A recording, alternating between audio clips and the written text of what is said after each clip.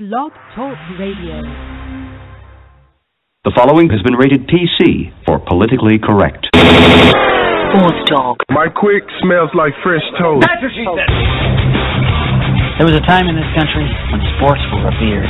But people today, their values are all out of whack. Step your game up. I wish one of you guys had children so I could kick them in the head or stomp on their testicles so you could feel my pain, because that's the pain I have, waking up every day. It ain't about how hard you hit. It's about how hard you can get hit and keep moving forward. Down goes Frazier! Down goes Frazier! Down goes Frazier! Put that coffee down. Coffee's for closers only. Taylor in trouble! Bunting is Bunting! And I'm just ferocious. I want your heart. I want to eat his children. Praise be to Allah.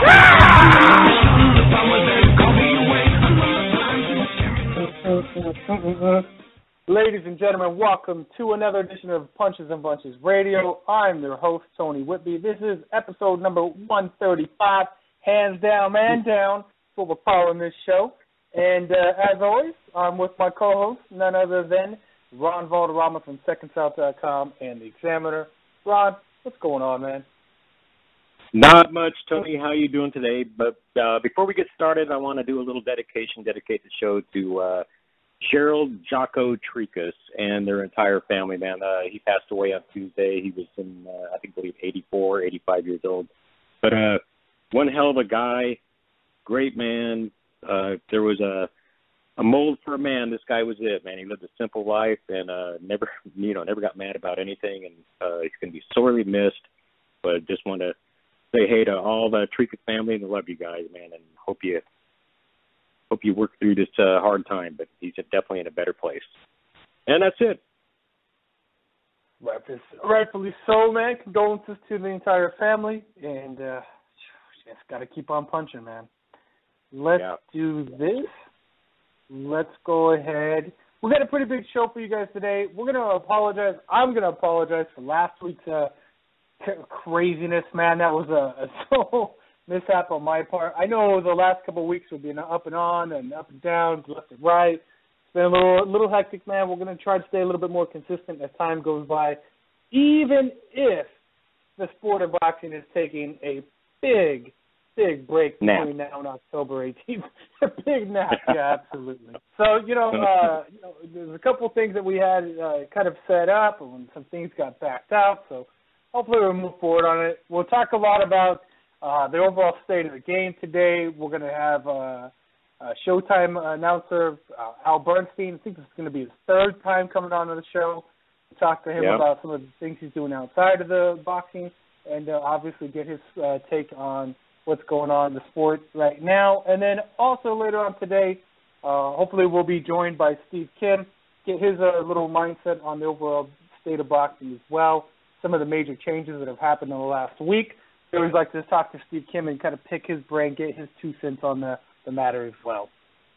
Yeah, good. Yeah, Steve's out in Dallas today for that fight over there in Mesquite, Texas, and I believe he's doing, I don't know if he's commentating, but I know he's doing something with Sean O'Grady, so I'm thinking he's going to be co-commentating with Sean O'Grady, and so that's kind of exciting. So I'm a huge Steve Kim fan anyways, but the guy's got insight into boxing that no one else has, so it's going to be kind of exciting to hear what he's got to say.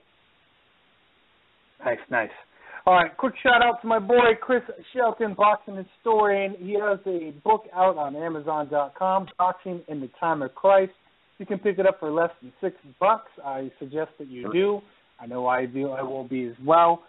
So if you haven't, go ahead, go to your Kindle, go to Amazon, and pick up Chris Shelton's book. And if you don't know Chris, man, he's the hardest-working boxing historian in the game when it comes to fights before gloves or pre-gloves, if you will.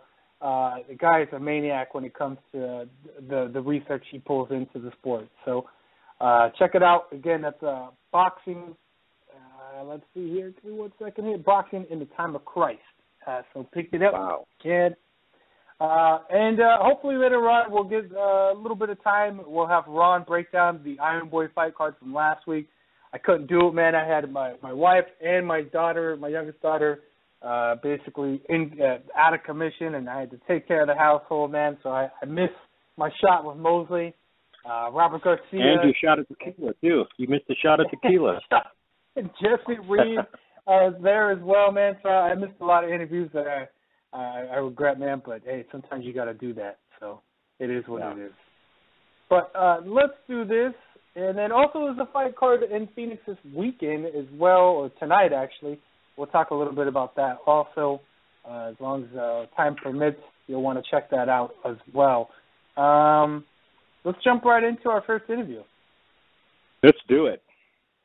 All right. Good stuff. We're going to be calling in Al Bernstein. Dun, dun, dun, dun. Let's see how good. Well, we always screw up something, so I think people just expect that from us. So that's kind of nothing but good. Top notch, man.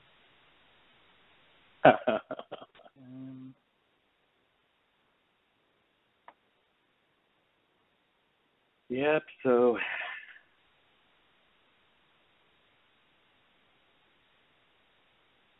Let's see. I think we're getting older where it's getting to the point where we need large print.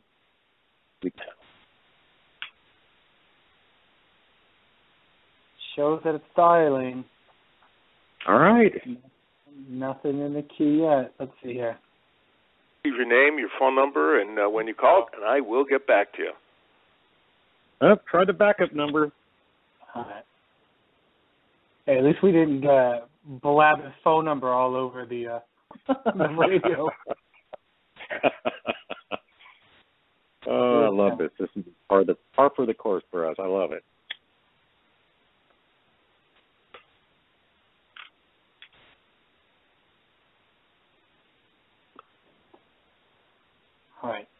All right. Let's do this.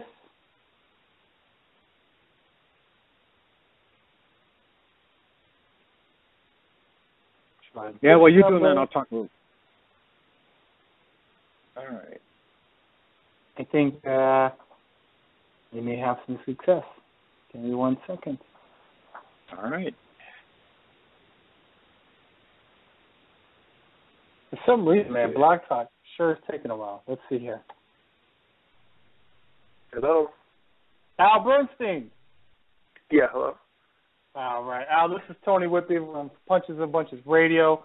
You're on live with me, my co-host, Ron Valderrama. Thanks for taking our call once again today. All right. Good to be with you guys.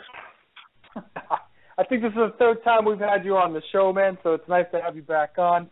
Let us know, man, what's going on in Al Bernstein's world right now. Let's see, in my world. Oh, gosh. Well, we have there are some fun things coming up in the near future. I'm headed back to Chicago, my hometown, in a few weeks. On October 9th, I'm going to be I'm having the thrill of being honored at the Gale Sayers Foundation annual dinner. They're going to honor me and former Chicago Bear and Chicago Bulls player, and it's going to be really exciting. So I'm really excited about that. Nice.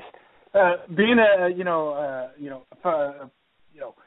native of Chicago, what's that like for you to kind of get that homage, respect being paid?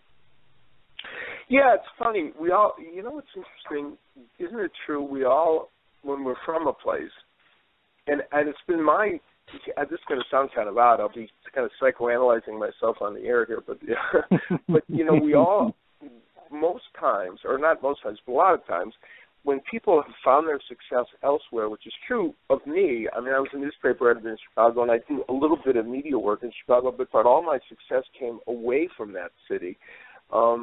It's kind of odd because I never really applied my craft there, and to be honest, I never really kind of got involved in the hierarchy of Chicago as much as elsewhere. And so you always feel like you're bigger elsewhere than you are in your hometown. And so this is actually kind of nice because it gives me a chance to kind of feel the love in Chicago a little bit more, which is nice, So it's going to be fun. And of course, Gale Sayers is wonderful man. Got to meet him. We've done a little work with his foundation. This is sponsored by his foundation, which helps underserved schools in Chicago. It helps the students get more prepared for college or careers, especially technologically with computers, et cetera. It does some wonderful work. So we helped them before. And meeting Gales was great because, of course, I was in Chicago and I watched him as a player and rooted for him. He's one of the most iconic athletes of all time. Yeah, especially in Chicago, man. He's a big name there, of course. You got to watch out for those elbows, man. Charles Oakley's going to be there as an honoree as well. That must Charles be Oakley, yes. The only thing worse would be if Rick Mahorn was there also, right? then no one would live, would they? Hey, that's a good question. That would be a good. It's funny, I don't do sports talk radio anymore, but I used to. But I'm mad at myself now that I missed this question. This would be a great a poll question for a day on the radio. Who was the roughest power forward of all time in the NBA in terms of physicality? Well, you'd have some guys to pick from, wouldn't you? We just mentioned two of them, and by the time you're done, you'd have Maurice Lucas. You could go on and on and on with guys. Anyway, that's funny. But no, I will try and stay away from. I won't try and wrestle any rebounds from Charles Oakley. Absolutely. Now, that's for more information, you can go to GaleSarosFoundation.com. That's October 9th. You will be presented there. So that's going to be pretty nice, man. That should be pretty fun for you. Yeah, it's going to be a fun event, and because it's a good organization, I'm even doubly excited about it, and it'll be a lot of fun. We're actually Showtime's doing a boxing event in Chicago on November 1st, a special edition, but I'm not doing it. So the Showbox crew is going to do the fight, so I don't get to go back there for boxing, but only for this. But it'll be a lot of fun. Man, that would be nice to go. Let me ask you, man. It's been kind of a crazy week over there at Showtime as Just far a little. As overall. Why was there any news this week? I hadn't noticed. Something going on that I'm not aware of. What happened? It's everything from the Floyd Mayweather pay-per-view numbers being some places being reported at low 700 all the way to 925.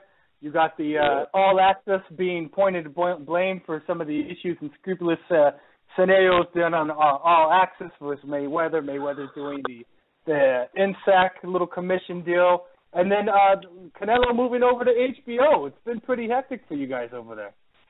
Yeah, it's been an interesting week, to say the least. Most of that is above my pay grade, and I don't. While I'm, obviously it affects me on some level. I don't have too much to do with the machinations of it, but both of those stories resonated, and probably will continue to resonate in boxing. And there's ebbs and flows. The one thing about the sport of boxing is since it's completely entrepreneurial, and I always joke that boxing's like laissez-faire capitalism run amok. There are no rules. There's no guiding force. So, even in the TV world, we know that the AFC, is going to be on NBC or not NBC, CBS for X amount of time because they've got a contract and whatever. And I guess that's true in boxing because fighters do kind of sign deals, but not exactly. Even in TV, things are very, change like the wind, and this is an example of it, and it was a strange week. I actually sent an email to Steven Espinoza, and I said, so this must have been your favorite day on the job, right? But, on Tuesday, I think it was. And stuff happens, and that's the way I look at it. The Canelo things especially, that stuff happens, and people shift back and forth. He left HBO to come to us. Now he's going back there, and it's what it is. I mean, there's really no other way to look at it. And I think that the fortunes of the interesting thing to me, the more interesting part of this too, is that in sports in general now, I think 20 years ago, or somebody moving from one network to another wouldn't have been as big a story. But now, just like in other parts of sports where we look at everything it becomes a story, a part of the story. Because at the end of the day, for boxing fans, it's only where that fighter's being seen, and it probably wouldn't have gotten this kind of attention, but now it does, and so you have to deal with it. How does, and you prefaced it from the very beginning, like, it's above my pay grade. How do you deal with some of those changes, those shifts in there from day to day? Do you just look at it and say, look, I'm commentating whatever fight's coming up, and that's my job? Do you look at it and kind of from a different perspective? What's your overall take on it? Yeah, that's a very good question. That's a really good question. And I can't speak for other sportscasters, and I wouldn't presume to say that one way is right or wrong. I really don't know. For me, I try very hard to just keep myself focused on what's at hand. I mean, and I think part of it is the way I came into the business. I came in doing the ESPN Top Rank Boxing Series in 1980. And let's be honest, while we had some really fun fights and it was a great series of AAA kind of boxing and Top Rank or ESPN didn't make any pretense that it was different than that. That's exactly what it was. Not every match mattered in the grand scheme of boxing. Not every match was, we couldn't say that it mattered. Everything mattered on a global scheme, and also we did 2.5 hours of boxing on each show, so we would end up with, invariably, and I'd end up calling a fight where somebody was 3-0 and the other guy was 1-2, or 3-4, or 5-0, whatever. And my mantra was to just treat that fight the exact same way I treated the main event. And so within the body of the show, I adopted a philosophy, and then that philosophy kind of has became wider. And so it doesn't matter to me at this juncture what fight it is I'm doing. I just try to approach it the same way. Now, all fights are not created equal, obviously. And times you have fights that are not, that don't, sometimes not that often really, but is at this level, but sometimes you have fights that don't even look good on paper, right? And that's really tough. And that's happened to everybody. It's happened to every network. It's happened to every, sometimes those fights surprise you, right? Like, who thought that, Kamagai was, Yashiro Kamagai was going to give Robert Guerrero that kind of battle, or that Manuel Herrera was going to almost beat Danny Garcia. Or I'll go back to the first Garcia-Khan fight, and that was on HBO. Who really thought Danny Garcia at the last minute coming into that fight was going to beat Khan? So sometimes these fights that you look at become better. So I'm taking a roundabout way to answering your question, but the fact is I see everything that's in front of me, and I take it as a single entity, and I then, of course, I'm aware of how it fits into the grand scheme of life, but I just take it fight by fight. And that sounds like the baseball player that says, well, I take it one game at a time, but it's really true. That's the way I approach it. I could have been the guy in Bull Durham, huh? I think, as 2013 recapped, everybody's kind of looking at Showtime and saying, yeah, I mean, they're really hitting it hard. They're going in the right direction. And I think a lot of people have the perception that it's something there was a lull that happened in 2014. And I think everybody kind of goes back to that August 9th card. And they always go back to that Danny Garcia, Rod Sacco card. People, you know what, on Twitter, I think people reference that to me literally every day. I see Rod Salka's name on the Twitter timeline every day. But go ahead. I'm sorry to interrupt you. No. So I mean, that's my point. Knowing that you work for an established network, like you said. I mean, clearly it's not the only network that's had some lulls in their fight cards. I mean, clearly HBO has done it. I mean, every single one of them has from the dawn of time. But how do you go about looking forward to some of the bigger fights? How do you get into that mode, knowing that? Yeah, listen, right. I mean, you have to try and I mean, it's a challenge, you know, to do it the right way. It's a challenge you have to be fair, you have to be honest to yourself and honest to the fans. But in the meantime, acknowledge that, you know, even going into that fight, to be honest, I'll be honest with you. After I sat at all the fighter meetings and watched the video, I didn't really expect Rod Salka to get knocked out in one round. He's always been a survivor, and Danny Garcia has not been that quick a starter, and I was like, that was like the worst of all, you know, scenarios, right? And Paulie made the point, because of his performance against Herrera, Garcia came in even more focused, so that made it even more pronounced. But 2013 was a good year overall. Not good. It was a great year for boxing for everyone. Almost every promoter had great fights. Every network, HBO, Showtime, ESPN series was amazing. Fox had great fights. Everybody had great fights. It was the best year boxing's had in 25 years. So the problem is that 2014 couldn't live up to 2013 anyway. And so that even makes it more pronounced when maybe you have a couple of fights that don't quite, you know, match up and work out. And 2014's been a year of some turmoil in boxing. The whole Golden Boy breakup and some other things that have gone on as well.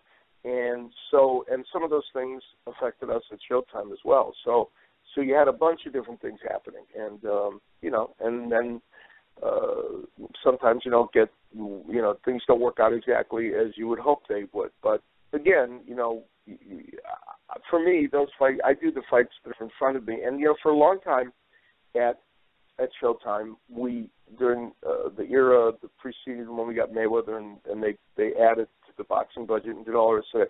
We had some very nice fights, but didn't do the major fights. We did really big fights, but you know, we didn't get a chance to really, for the most part, to do some of the fights that resonated with the casual boxing fan as well. And I zeroed in on what we had, you know, and it was good. The boxing was good. You know, we had a good run, and it helped lead us to getting to 2013. So, no, you know, that's solid point. The one thing I look at 2014 as far as probably the most optimistic thing that I can see is, and I don't know how much I'm clearly looking at other networks, but the Spanish network, BN Sports, they've been putting on. They recently had the Salido fight over the weekend.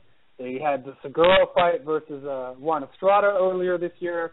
Which network did you? BN Sports.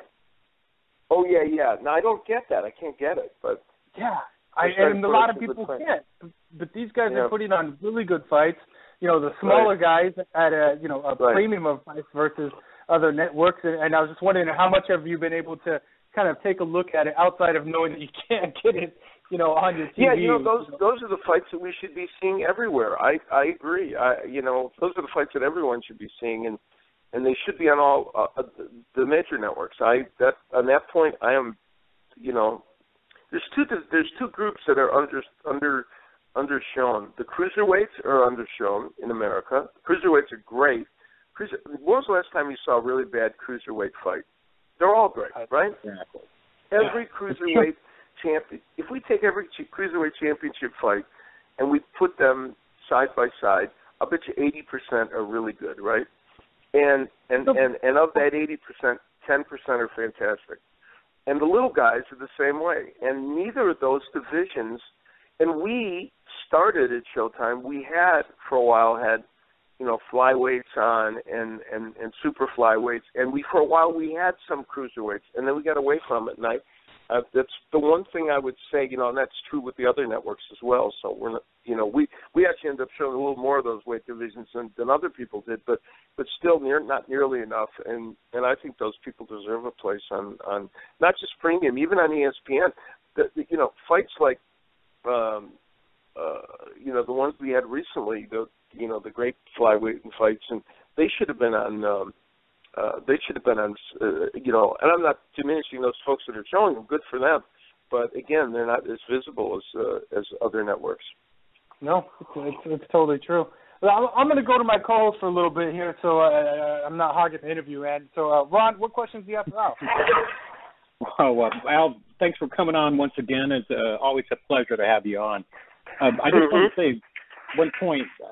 ESPN, when you were back in the day when you were doing the ESPN fights, I think that was the base for how boxing is today with all the networks. It was kind of like to set the tone for what we're getting to see today. But out of all the years that you've been commentating, and I mean, I know you've done other sports too, but mainly you're known for boxing, what would you say is your favorite fight that you got to cover? Probably there's announcing and covering. So for announcing, the best fight I've announced and the most exciting and was probably, and I think best fought overall, was the first Castillo-Corrales fight. I just think that was the most. It's hard to make a judgment because you've done so many.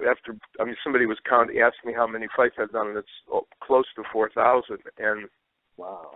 Yeah, I know, it's crazy, isn't it? That's actually sad. But it's too many fights for anybody to announce. But that's counting the small ones too.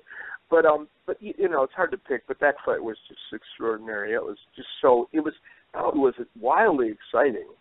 It was fought with such skill, and it had so much drama at the end. So to me, that was one of the best. Now for covering, like I covered so many fights for SportsCenter, probably one of the most fun fights to cover for me was when George Foreman won the title for Michael Moore, because it was such an improbable event, and Moore was winning the whole fight, and Foreman, nailed him with a couple of right hands, and down he went, and the noise in the MGM Grand, that's the loudest I've ever heard in the arena.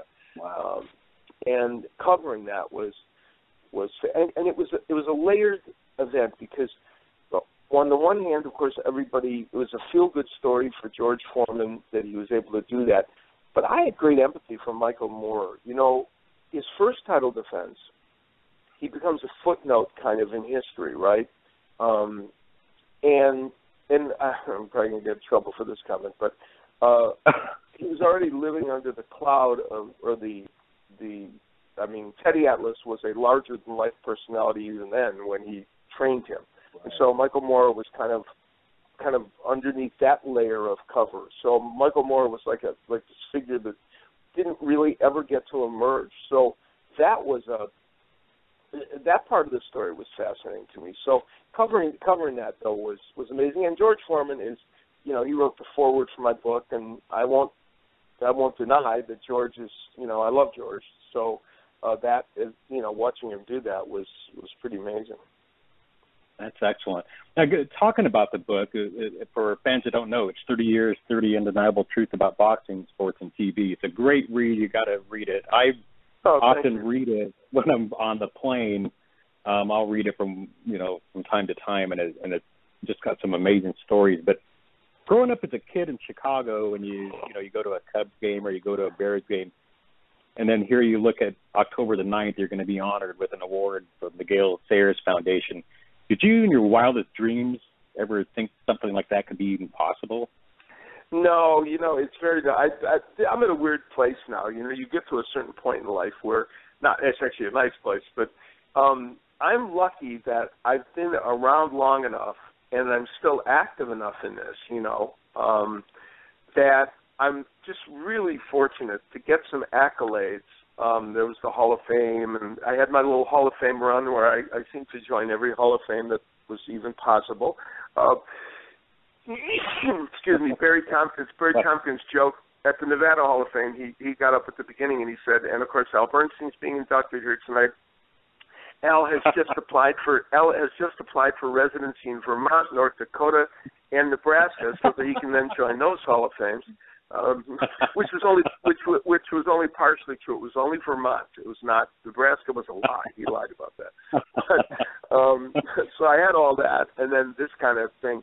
I've been around long enough, and I'm still active enough, so that it's a very nice combination of the two things. But yeah, I wrote in the book, and maybe it sounds corny or cliched, but when I was a kid, I used to sneak down and watch Don Dunphy or listen to Don Dunphy do the boxing. Then I used to sit on the stairs when I wasn't supposed to be up that late. My father would watch the boxing matches, and I would listen to the fights. And finally, he let me come down because he realized I was up there skulking. And I hear Don Dunphy, and I saw Don Dunphy, and he became my idol. And later, I met Don Dunphy, and he became my mentor. And when I was young and looking at that, I thought, wow, wouldn't it be great to be him? At some point, I did become kind of him. Of course, no one's going to ever be Don Dunphy, but I fulfilled the same role, and it was amazing. And I have to say, that something like this thing in Chicago is very special to me because it as I mentioned earlier, it is about geography. But yeah, I didn't really think I was going to get to this point. And it's just very nice, and people are nice to you. The average, even in boxing, where let's be honest, things are pretty acrimonious from time to time. Yeah, there's the understatement of the decade. Huh? For the most part, especially when there's reason to come together, whether it's those Hall of Fames or other times, boxing people find a way to bury their own hatchets. And I'd like to think, and I hope that my approach to how I've done boxing has helped that. I have tried very, very hard, and some people don't like it because they think I've looked for the gray area in between things, and I set the course of not trying to be extreme one way or the other. Some people don't like that, and I get it. Some people think it's too middle of the road. It's too wishy-washy. It's too they want more opinions. And I do when necessary give opinions, but I set a course that I thought would be fair to everybody. And I think to some degree I'm reaping the benefits of that 35 years later, that people say, well, okay, whether he's my perfect cup of tea or not, I have to say he was fair. Exactly, and I kind of think the same way too. Because there's a lot of times when they see a fighter on TV, they don't know the journey that the training they go through or whatever's going on in their personal life. They don't take that into consideration. And absolutely, I don't know, but there's a couple of when I think of Chicago, I think of Al Bernstein and Jerry Colangelo. You're both kind of like the same. Oh, that's nice. I appreciate being put in his category. He's an amazing man. But it's just amazing. But do you have any plans to write any more books or anything like that? Yeah, I've been thinking about another book. I don't know if I'll use the same format or if I'll use a different one. The problem is I'm torn. Okay, you guys can help me decide here. I'm torn between because there's only so much time in the day, and on top of that, I have a 15-year-old, and so that of course makes life. I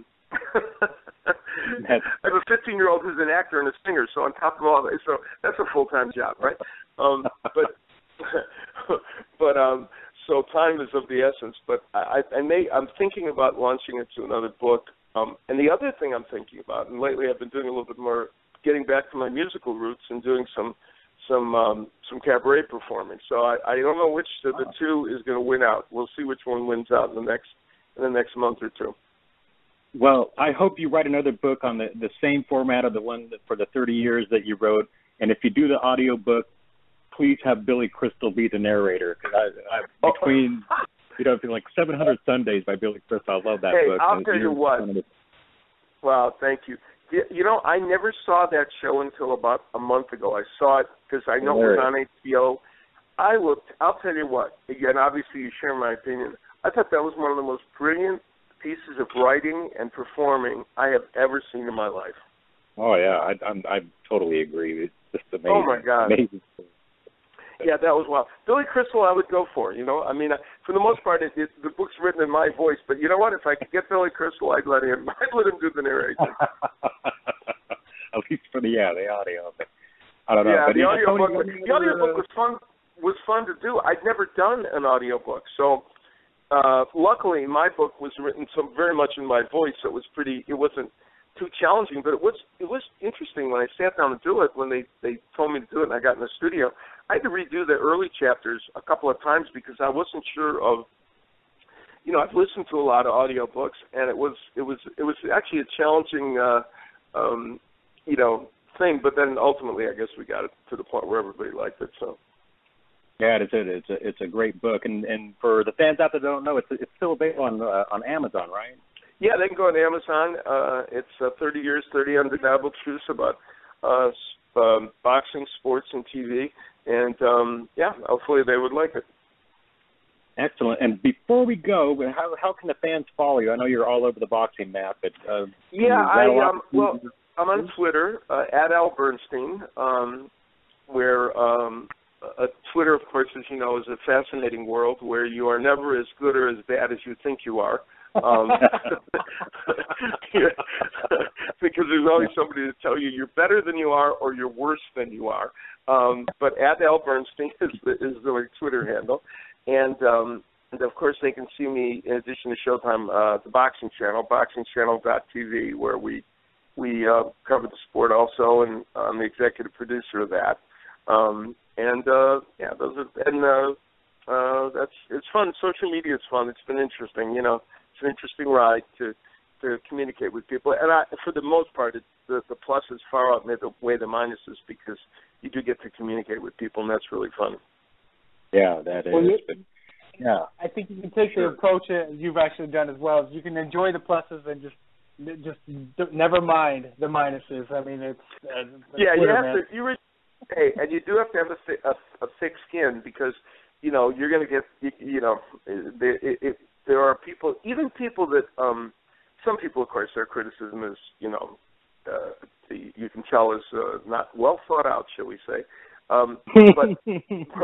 one of the interesting things is sometimes that criticism is well thought out, and you actually can learn from it. So it's but for the most part, I can't say there's too many negative folks on there, and the majority of people have a nice conversation with you. And it's kind of fun to know. It's fun to know what the boxing fans are thinking too. You for so many years when you're doing things on TV, you live in an insulated world where you honestly you can't really tell what people are actually thinking of what is happening. So now in the world of social media, we can tell.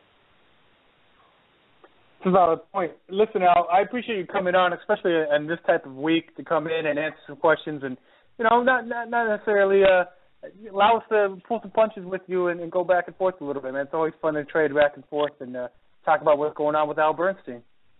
Well, pleasure to be with you guys, and I appreciate the opportunity to talk with you, and we can do it anytime. I look forward to that cabaret. This is an example of an interview. I'm going to give you guys your props. This is an example of an interview where somebody's asking informed questions, and even if some of them are hard to answer, or you have to try and figure out how you guys. This is the kind of interview that, in my opinion, is a thrill to do because it's intellectually challenging and it's interesting and it's informative for fans. I think that I've heard you guys do interviews with everybody, and you're getting to without having to ask weirdly provocative questions or do anything nutty. You guys are giving fans information from people, and that's what they want. They want information from the people in the sport, whether it's a fighter, a manager, a promoter, a broadcaster, anybody who may have a little information or insight on something that they don't have. And that's what you guys are trying to get. And to me, I applaud you for that because that's the approach you take. It doesn't mean that you're asking softball questions to everybody. It doesn't mean that you're not digging in or that you're not but you're having fun with them. You're also asking them questions that are necessary for them to answer. And to me, that's the way the media is supposed to operate. So I applaud you guys for that. We appreciate that. I appreciate that. I'm blushing right now. Thank you, Mr. Bernstein. No, it's true. I wouldn't say that if it wasn't true. It's absolutely true, and I like that because I get so much of the other that it's sometimes that it's amazing to me. And we live in a day and age where people I don't think people are even understanding. And the highest of levels, I won't mention any names, but on the highest of levels in sports broadcasting, in every sport, we have people who don't understand it, who don't get that, and it's frustrating to me, and it's becoming the norm rather than the exception to the rule. So we could anyway, don't get me on that soapbox. We'll be here another hour. Exactly. We could do a whole episode of people afraid of getting their credentials. Yeah, I'll pick up your whole show, and then you'll say, "What? We're never getting that guy back again." Take care, guys. All right. Thanks. All right. Thanks again, Al. Okay. Excellent. That's pretty cool. Getting plugged by Al Bernstein. Cool, man. I appreciate his candor and his openness. Discussing everything, and I wanted to mention to him a little bit. He's absolutely right. He's not an extremist going one way or the other on his viewpoints. I think he takes a very intelligent, like Andrew Carnegie type of way of breaking things down. Sometimes the euphemisms are nicely approached, and I can see them and say, well, I wouldn't have said it that way, and that's nicely put. And so I agree with a lot of what he's saying in reference to that. So it's cool, man. I don't know. Good interview, man. I'm glad he came in out of nowhere. You just basically say, hey, I think we can get Bernstein on this weekend. Out of all weeks, this would be the week to get him on, man. There's been a lot of craziness going on at Showtime, man. So interesting. Yeah, it is. But somehow all the networks are survive. I mean, it just happens from time to time, and we're at a very strange place in boxing as far as between promoters and networks and everything, but somehow it'll survive, and somehow we'll be watching boxing every weekend, pretty much, except for this upcoming month. Let's do this, man. Before we get Steve Kim on, let's take a caller, man. We got a couple callers in queue, but one of them wants to come through. And let's see. We got a caller from the 608. Let's see if we can patch you through. See if you want to chop it up with us here. All right, I'm on. Caller from the 608. Hello, yeah, I'm into boxing. I do have to wonder, I think boxing, it really should mean something. I think we really need to make it a bit more patriotic. I have this friend, he just had this brilliant entrepreneurial idea. We really need more, I don't know, we should recreate wars, have these boxers, one boxer is dressed as American, other one dressed as a Nazi. Maybe you could have the referee. Yeah, if I knew that was coming. That's the same guy. Remember, I'm pretty sure that's the same guy that called in a couple of years ago when he was talking about when he was on the plane with a famous boxer. So I'm pretty sure that's the same guy. Oh, good it times. Is.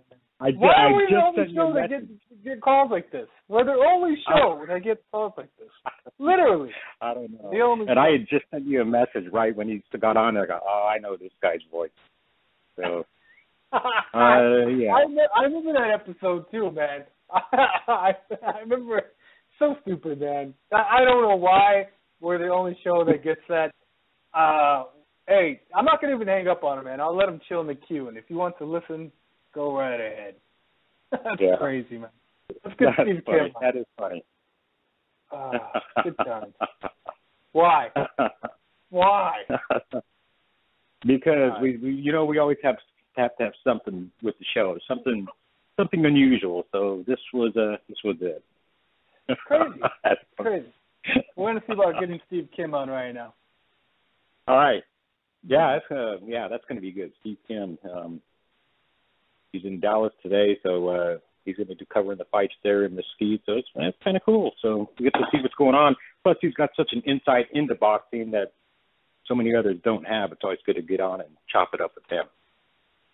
All right, let's see if we can get him on. Steve, you there? Yes, it is. How you guys doing? I'm doing all right. So, Steve Kim from UCN Boxing, man. We haven't had you on since June, I believe. So it's been a while. I think you were still over at Max Boxing the last time we had you on. Yes, I believe that is true. I think the next day you made the announcement. I was like, oh, man, it would have been nice to have him and then put on the show. But thanks for coming back on. I think this is probably your fourth time making an appearance, kind of giving us an insight of what's going on in the fight game. It's been pretty much a hectic week over at Showtime. And it's been crazy overall in the sport, man. But even though there's not a lot of fights going inside the ring right now. No, it's been a tumultuous year. I think after a very strong 2013, most of the conflict that we have kind of caught our attention have taken place outside the ring in terms of the business realm of the sport. I believe this is just the tip of the iceberg in many respects, but there was a seismic shift with Canelo Alvarez being taken back over to HBO by Golden Boy, and I think specifically by Oscar De La Hoya, and I think that tells you a couple of things. I think, number one, Oscar is now working on both sides of the street for the time being. I believe the next step is Oscar's got to make a decision for his company in terms of how they handle the Al Heyman dynamic, and also how will Showtime now react to Canelo being ripped away from them by Oscar. I think all these things kind of tie together, and we'll see where this business is next year. I think it's a very interesting time for the sport. I find that the shift kind of goes one way or the other. The pendulum keeps swinging, but it used to swing at a slower pace. It seems like everything's kind of being sped up in some regards, but at the same time, there's not enough building of these bigger names, quite frankly, because they're probably not fighting enough, or they're not fighting other names to kind of get them escalated. I mean, look what's happening with Triple G, and with, you know, he's going to be taking on Rubio, and I know obviously a lot of people want him to be taking on bigger names, but he's taking on the biggest fight possible for him, and from what I've been told, it's doing pretty well selling out there in California. Well, Triple G is interesting. He's actually the example that if you're as active as you can be at this level, which nowadays is probably 3 or 4 fights, good things can happen to you. And I think that he is the antithesis of guys like Chavez, Andre Ward, Mikey Garcia, and James Kirkland. Out of sight, out of mind. And I think the business, you know, the phrase that I use now is from the National Football League, next man up. I don't think this business waits for anybody. The train will leave the station. And, you know, if Gennady Golovkin's father doesn't have an untimely death earlier this year, there's a very good chance that Gennady would be on his 4th fight. Now, at 4 fights in 1 year, for the 2nd straight year in a row, he will have fought more times by himself than Chavez, Ward, Garcia, and Kirkland combined. And that's an indictment on one end, but it's also a testament to the job that he's done, along with Tom Loeffler and K2. You know, the one bit of advice I'd give the fighters is, I know this is a business, but if you make it too much of a business, it stops becoming a sport. And, you know, we have situations like Peter Quillen basically turning away $1.4 million paydays, which are a career high, and then making some of these comments on Twitter, which are just maddening to me in a lot of ways for a guy who's never headlined a show on HBO or Showtime, has never made, from what I understand, $450,000. But again, that might be more of a Heyman decision than a fighter decision. But, you know, I've said for a while now, let's care about the fighters who want to do their job, entertain the fans, and actually fight. Yeah, I agree. You can take this to the bank. I think 2014, you know, we can go back to years, you know, 2012, the year of PEDs, 2013, you know, it was an escalated, you know, a better year than what we've had in several years. I think 2014 is going to be the year of the lawsuit. I really do.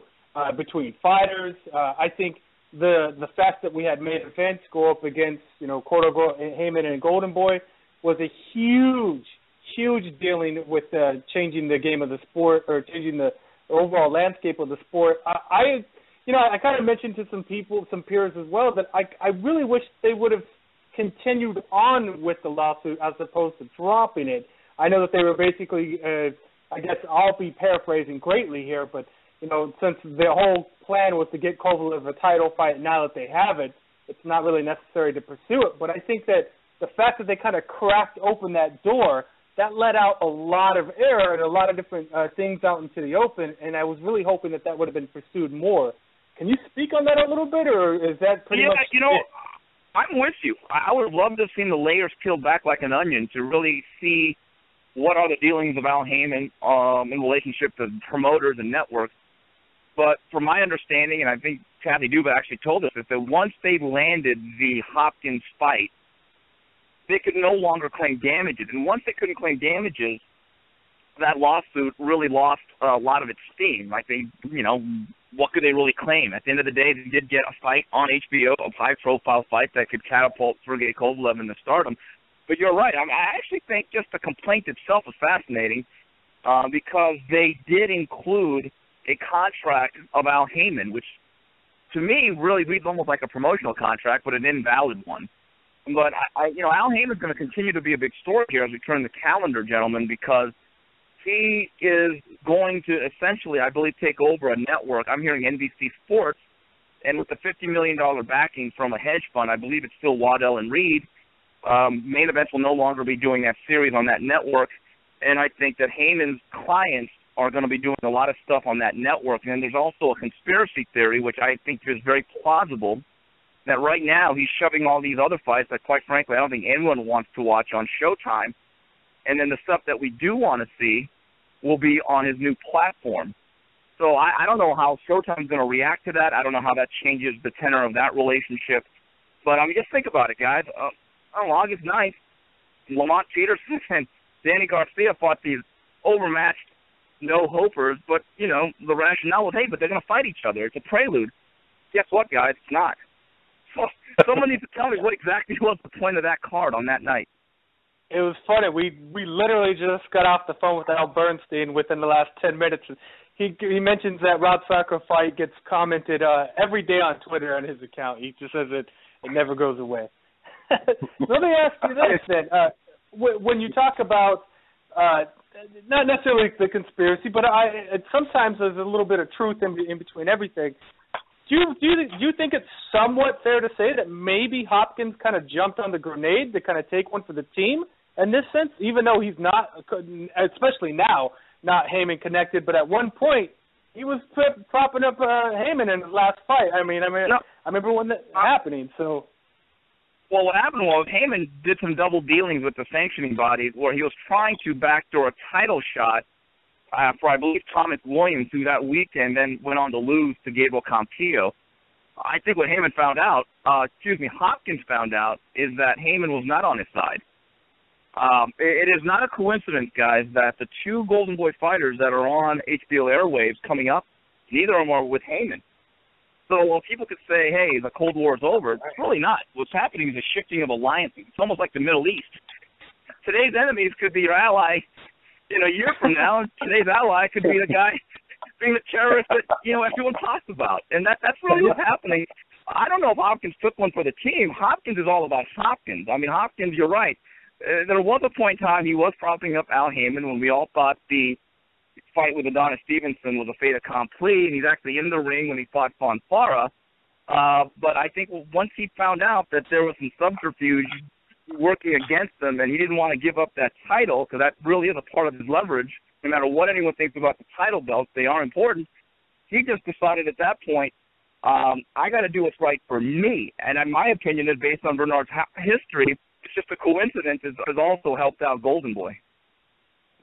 Do you think with the upcoming reports with Carlos Abreu taking on Sadim Ali is actually a kind of a thawing out per se? I'm sure as time goes by, people are going to write that this is it. This is the beginning, the precursor of the Cold War ending. Do you see it that way? Do you see that? Is this some of the same ramifications that we've seen with one of the few fights that we've had where purse bids were involved in order to see a top rank versus Golden Boy fighter? Saddam Ali is one of the few fighters with Golden Boy that's not with, Al Heyman, so that makes him eligible.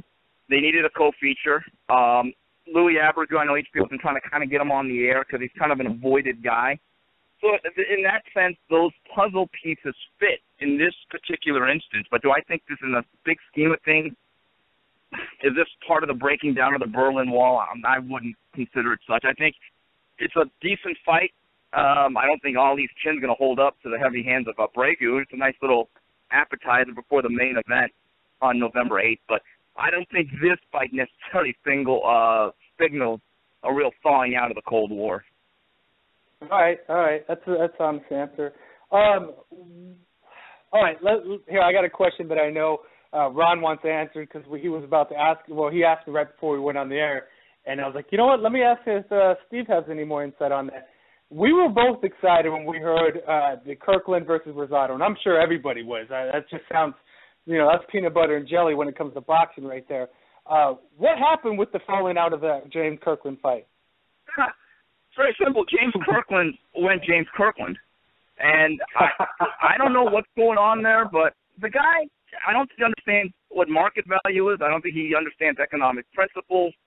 And I think he's listening to a lot of wrong people. I remember he turned down a very big financial package about 2-3 years ago to fight Canelo Alvarez, so he started listening to Curtis Meeks. Now, it's easy to blame Curtis Jackson, a.k.a. 50 Cent, and let's face it, his track record's not very good. However, in this particular instance, I don't believe he's to blame. A fighter who does not want to fight, there's nothing you can do about it. And I don't know what to really say. He's not exactly E.F. Hutton. I wouldn't listen to him for my financial advice, let's put it that way.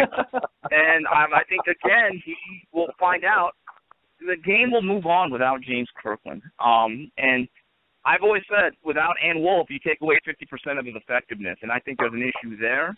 I'm not so sure what's going on. And listen, the game already turned the page. Listen, Saddam Ali is fighting Louis Abreu.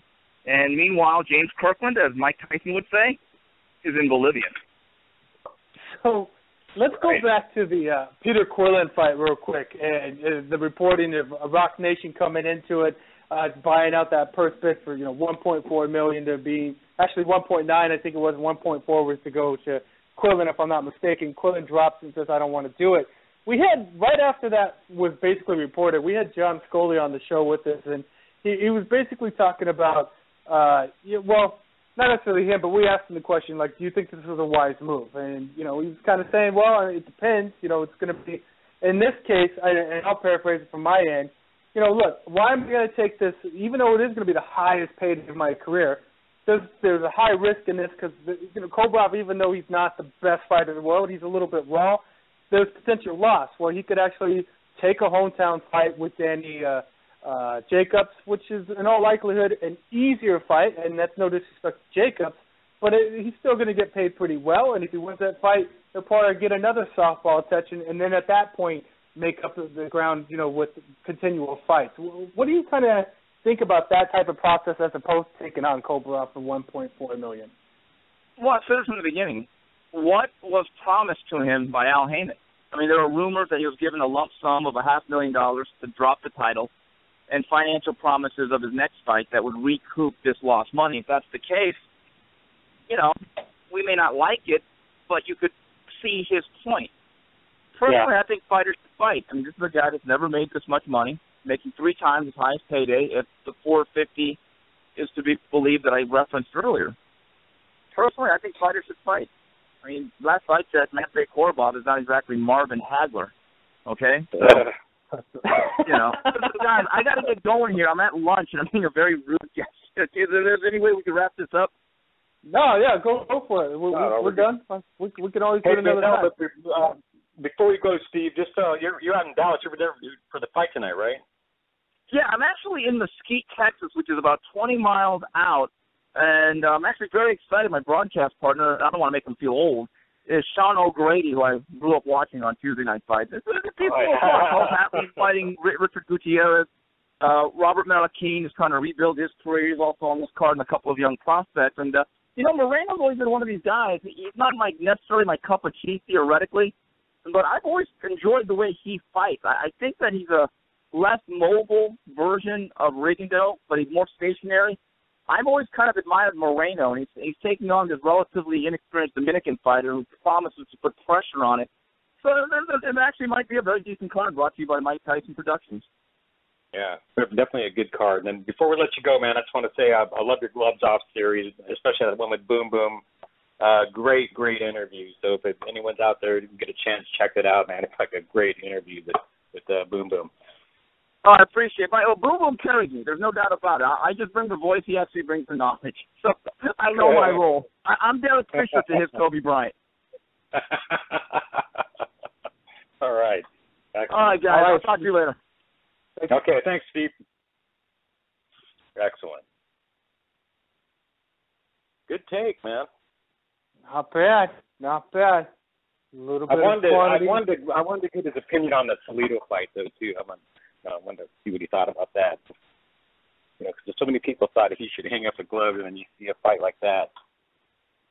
Well, let's get into it, man, before we wrap it up. Last weekend on BN Sports, I wanted to get his take on BN Sports as well, man.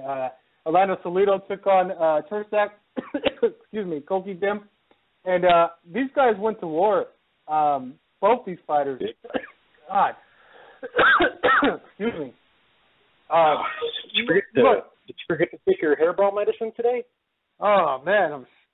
I just took a drink of water. And look, Salido and Koki Jim, dude, this is easily a Fight of the Year candidate, in my opinion.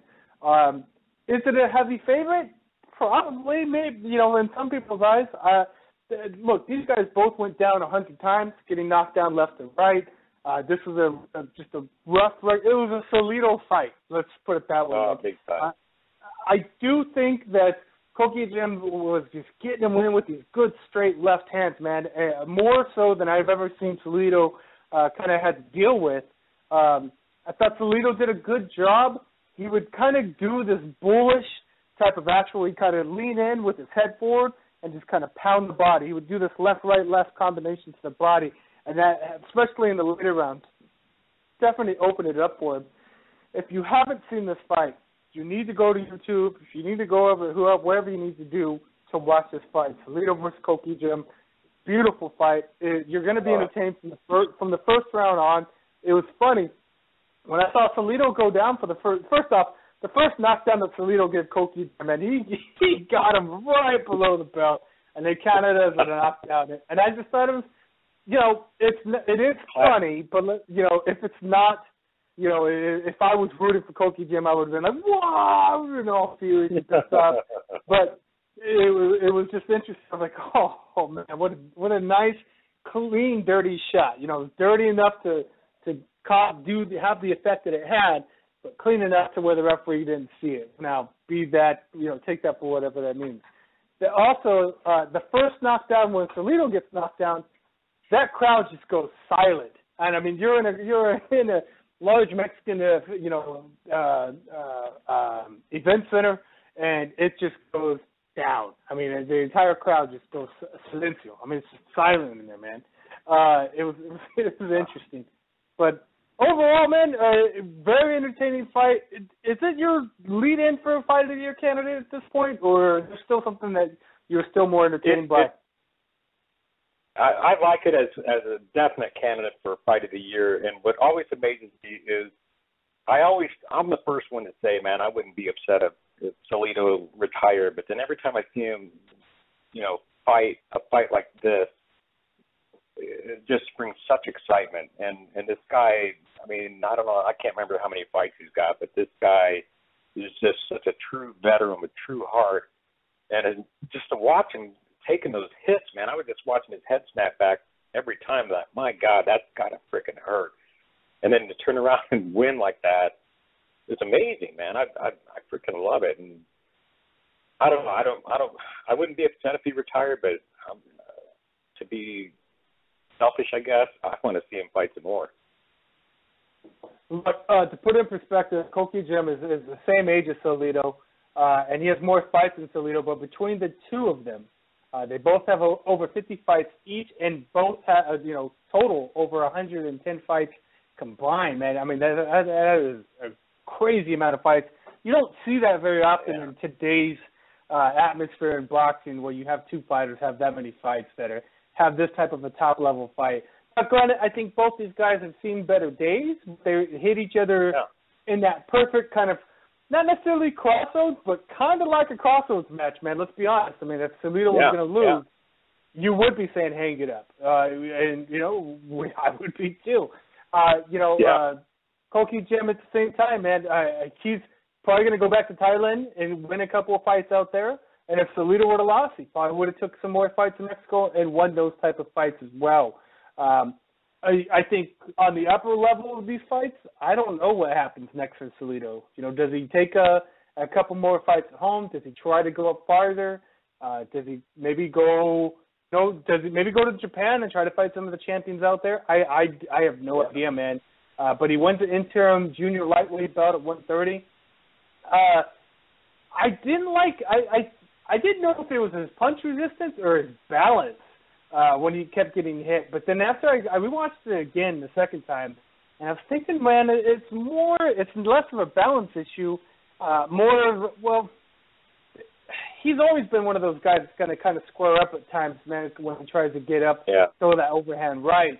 But the way that left hand was just landing on him, man, it clearly should have knocked him down. Is it the punch resistance, or was Koki Jim just landing so clear on him, man? I don't know. I can't answer that. We'll see over time, man. But one hell of a fight. Some other fights to mention from last weekend, Tavisio Manchuno versus Garrett Wilson. A cruiserweight fight, as Bernstein brought up earlier, man. Entertaining fight. Garrett Wilson had his little moments at times, but Manchuno, man, for being a cruiserweight, is very athletic. You know, he's a southpaw fighter, but you can tell he still has a good right hand. Our cruiserweight, I want to see more of the guy. It was entertaining overall, man. I liked it a lot. Yeah. Excellent. Not a bad fight. Excellent.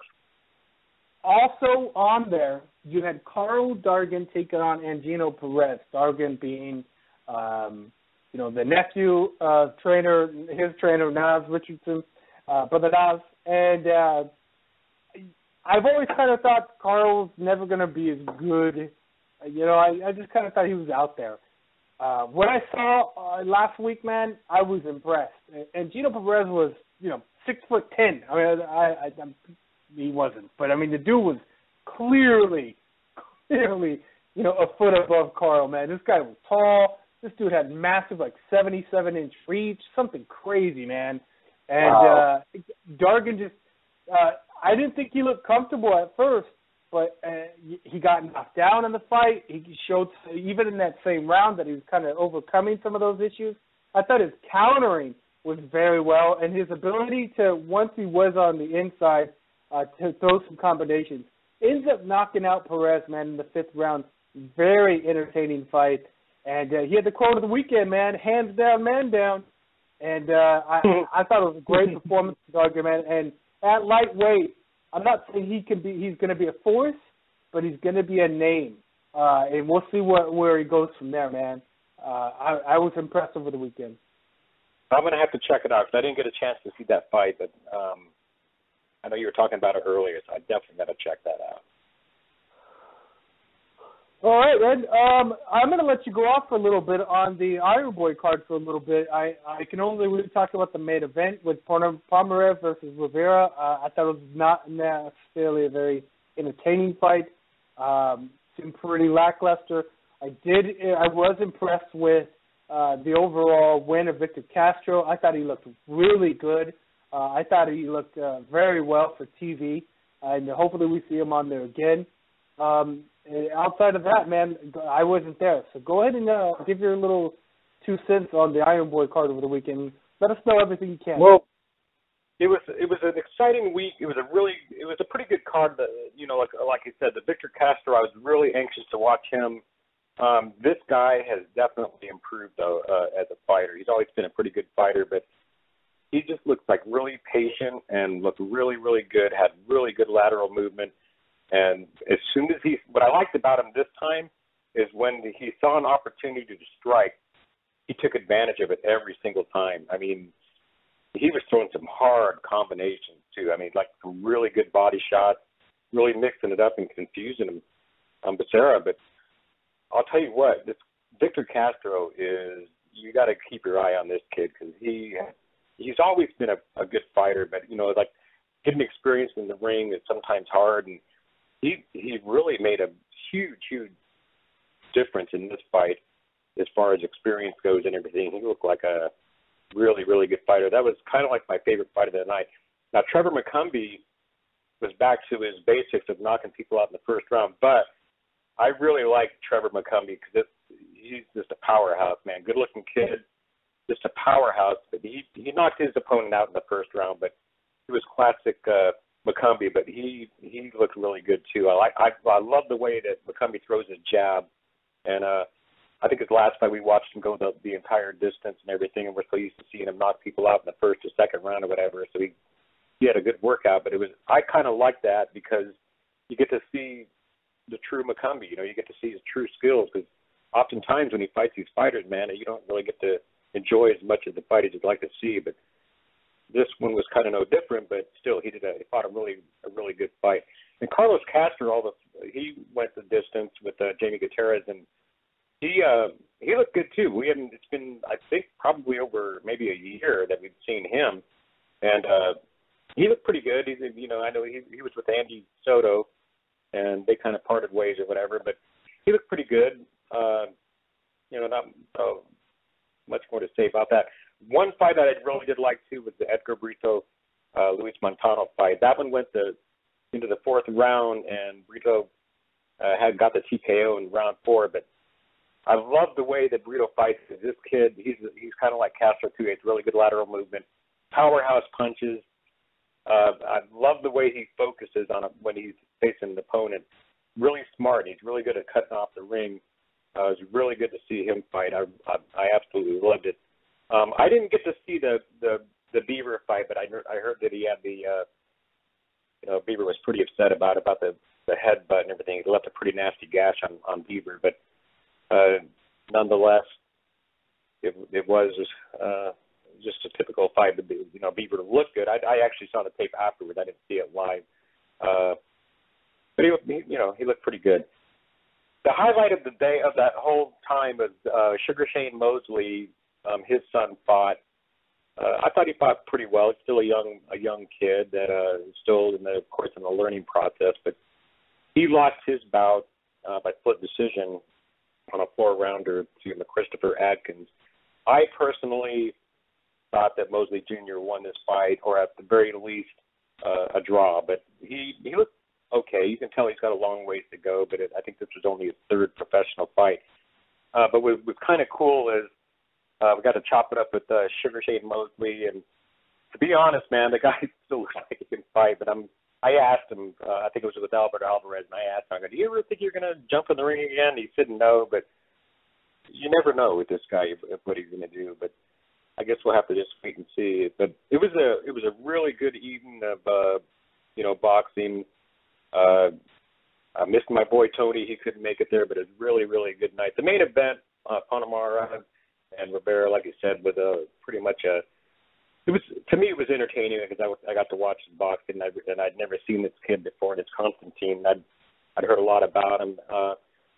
It was an okay match as far as boxing and everything. I was okay with it. So, and that was basically it. There was some other fights on there, and I can't remember all the other cards. I know Daniel Garcia and Sam Garcia went to the distance, or Daniel Garcia won a UD.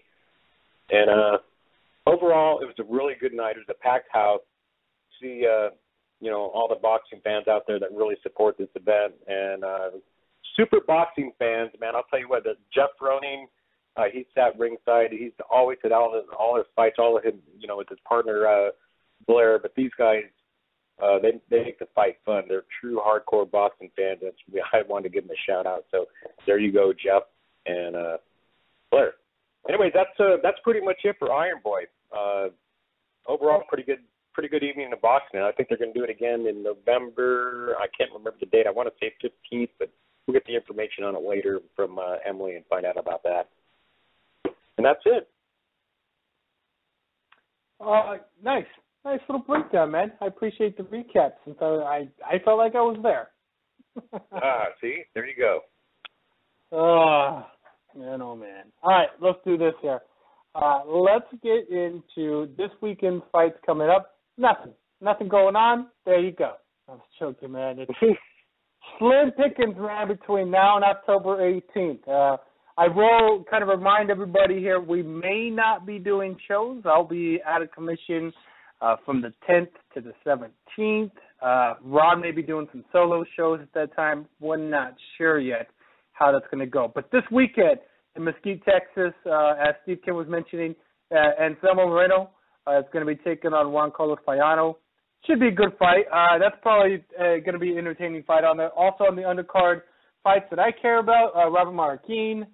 Let's see who else is on there that is notable here. And that's really it, man. Everybody else is going to be new. Oh, you know what? Moises Flores is on there as well. We'll see how it goes, man. Roy Jones Jr. is supposed to be fighting this weekend out there in Russia. Apparently taking some of that Russian money out there, man, getting the rubles, or I don't know what the currency is out there, man. Outside of that, there's really not much. Let's see. There's a Fox Support this card tomorrow. Oh, man, not too much on there. Looks like Marvin Quintero's on that fight card. I don't know if he's going to be on TV or not. Omar Chavez taking on, that's the big fight. Omar Chavez versus Alvarez. Forgot about this fight. Omar Chavez, brother of Julio Cesar Chavez Jr., is taking on Raymond Alvarez, brother of Canelo Alvarez. So as we've always wanted to see Chavez versus Alvarez, we are finally going to get to see it at a different weight class. I think Omar Chavez wins handedly. He's the real fighter in this case. I haven't seen much on Raymond Alvarez.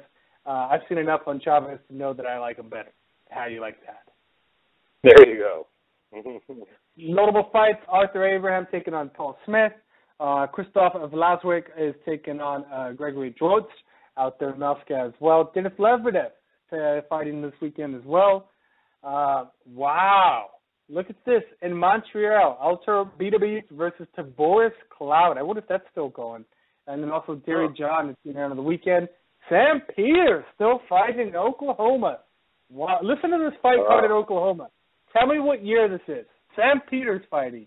Ricardo Mayorga is fighting this weekend. Also, Yuri Boy Campus.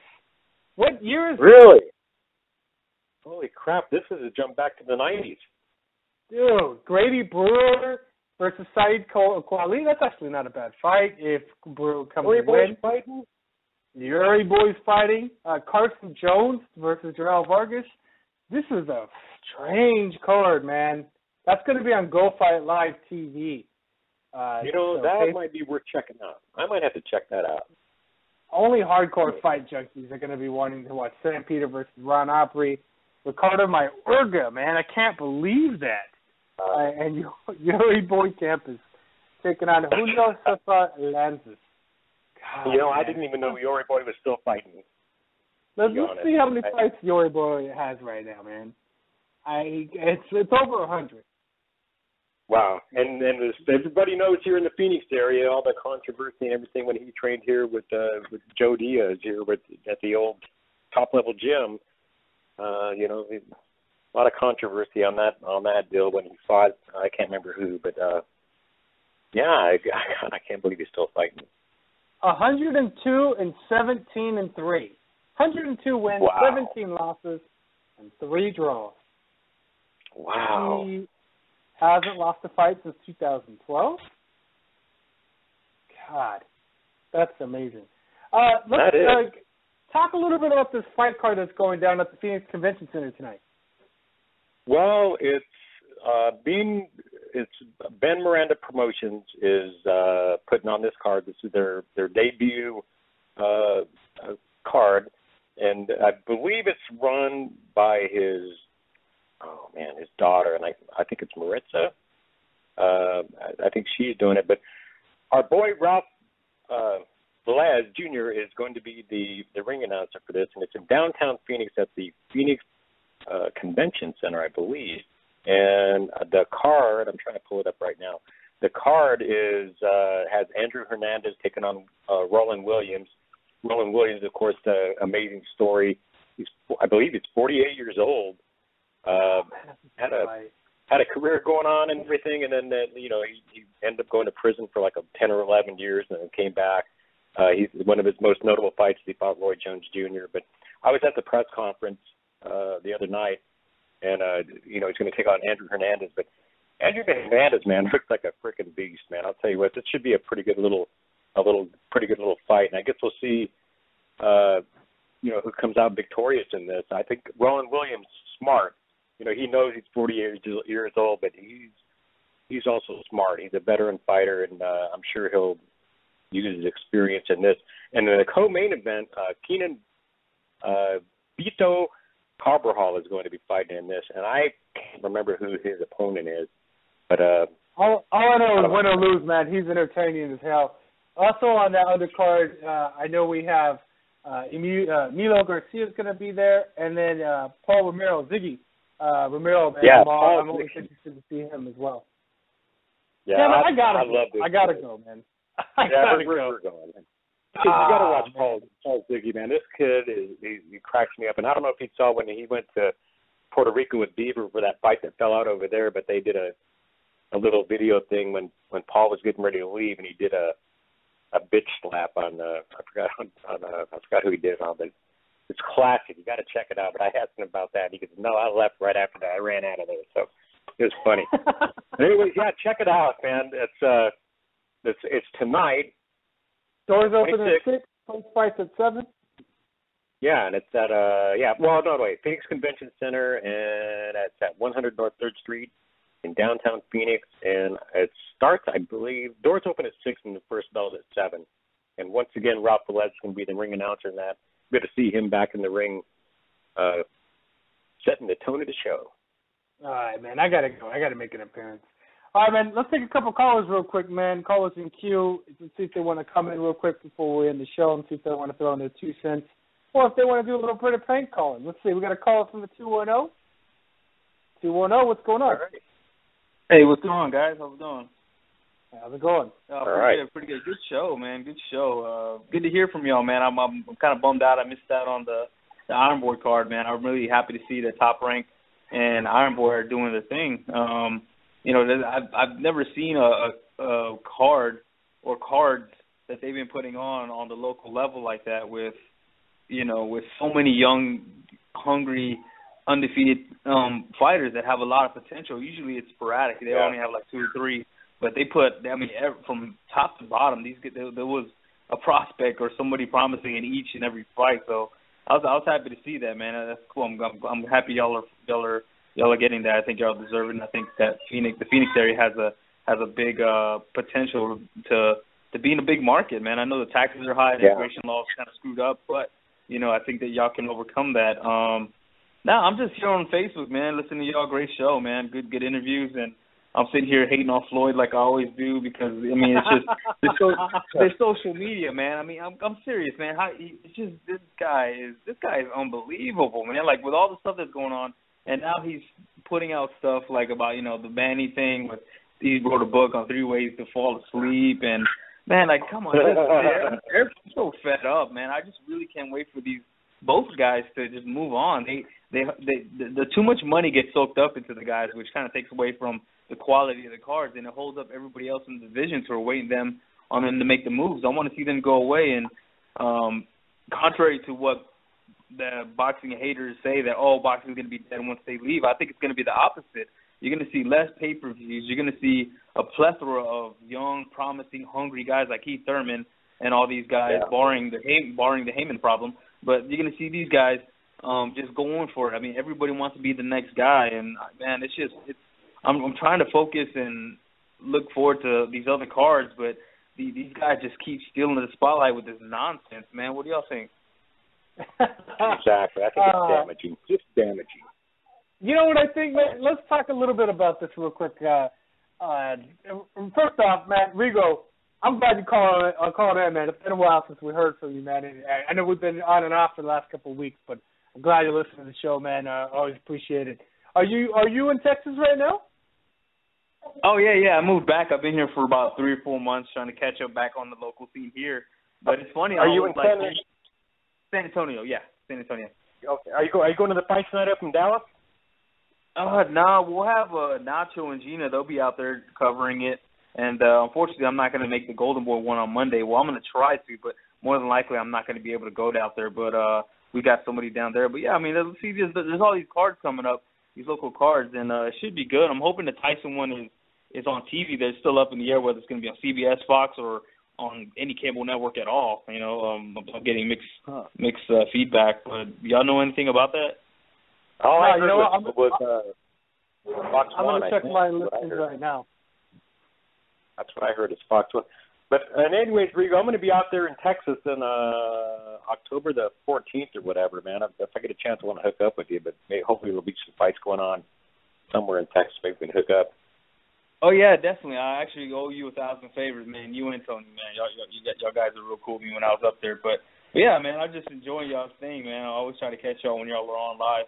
And man, it's funny. I was homesick to come back to Texas to get in this scene, but now that all those Iron Boy cards are popping up, I was, it kind of makes me want to go back.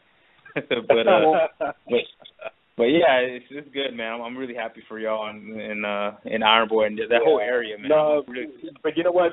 We got to say thanks to you too, because when you were here doing the Iron Boy shows, man, you were doing some really, really good video and stuff like that, and getting some really good interviews and getting the word out about Arizona boxing and stuff, man. And I personally wanted to thank you for that, and I never did, but I just wanted to thank you for that because, man, the more the merrier, and there was just some really good stuff you had going on, and you definitely missed that here.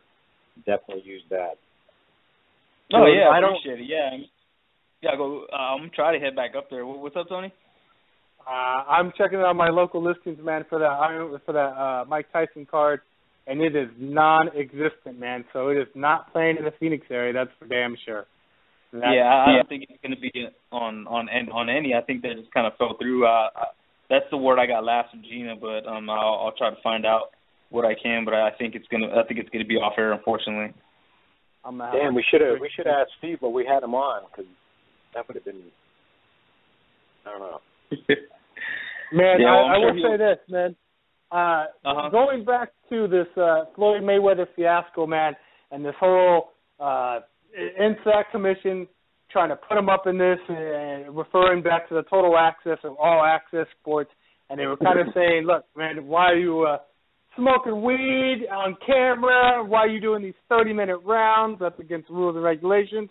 And then he ends up saying it's all an act. They didn't do 30-minute rounds. It was all done for total access. What I'm confused about, if he's going to slander total access and i.e. Showtime, why wouldn't Showtime come back and say, hey, nah, man, you're lying. You're the one here. It's all bullshit. It's a sticky situation. Too, man, the way I look at it, too, is like he's saying that it's fake weed. I was telling Ron, let's be honest. What's easier to get? Fake weed or just get weed? Like, I don't even, how do you get fake weed, man? I don't know. I know how to get real weed. It's sticky, though. Because I mean, how does Showtime not do the quality control before they even put that out? I mean, they should have known beforehand, but Mayweather has these guys by the balls, and he has the commission by the balls. I heard the hearing was a joke. They just went in, and it was like a cookie cutter event where they just asked him the questions. He already had them rehearsed. He told them, no, we're denying it. And what's Showtime gonna do? He's got them wrapped around their finger. He does what he wants. And what's the point of even doing it? What's the point of having the hearing in the first place? I think just to save face, because I think those events were real, and it was a shame to see, man. He's dancing over a guy.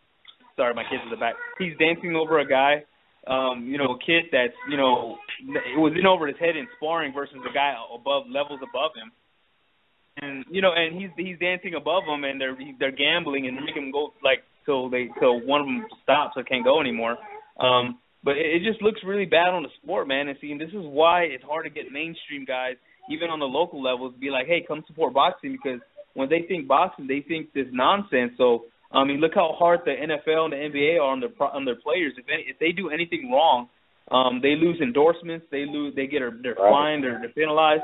And but because they have those outlets like ESPN and they're on TV, but that's why it's so hard to get boxing, because of things like this. And people will defend Floyd and fighters defend Floyd, and when they're getting affected by it too, because they're a part of that sport. And when things like this happen, it just puts a bad cloud over boxing. So even with the local events, it makes it that much harder to get shine on them from the local news outlets and stuff. So it's just it's all crazy, man. I just can't. I don't know. It's a circus, man.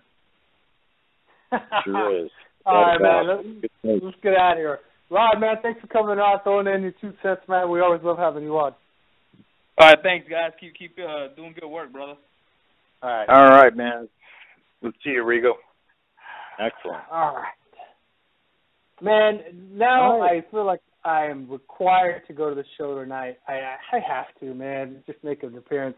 You know what? It's going to depend on my homework. So we got to end the show. I got to crank out this homework, get this done. I got to take my dog to go get freaking nails trimmed. I got shit to do, man. So this may not be the biggest weekend of fighting, man. You're going to have to dig deep on your TV cable networks, man, to see what boxing's out there. You may have to end up getting that computer out, hooking it up to the big screen, if you know what I'm saying, and do what you got to do. to watch what you want to watch. But you know what? In all fairness, then, man, I do need to see some live boxing since I missed some last weekend, and I'm interested to see if they can get in the ring and see how it goes, man. All right, let's get out of here, Ron. All right, well, man, I guess you know where this is going. I'll see you tonight, Tony. All right, man. All right, later. Thanks for listening.